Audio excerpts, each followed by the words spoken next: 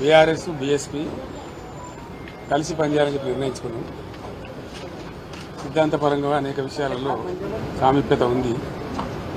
మేము అమలు చేసినటువంటి దళిత బంధు కానీ, దళిత సంక్షేమానికి ఇచ్చినటువంటిది కానీ, రెసిడెన్షియల్ పాఠశాలలు కానీ, ఇంకా చాలా విషయాలలో బలహీనల గురించి, వీకర్ సెక్షన్ గురించి పనిచేసిన చరిత్ర ఉంది. కాబట్టి దాన్ని అనుసరించుకొని ఒక ప్రతిపాదన వస్తే ఇద్దరం కలిసి ఈరోజు చర్చించడం నేను ప్రవీణ్ గారు వారు హైకమాండ్ కూడా మాట్లాడింది.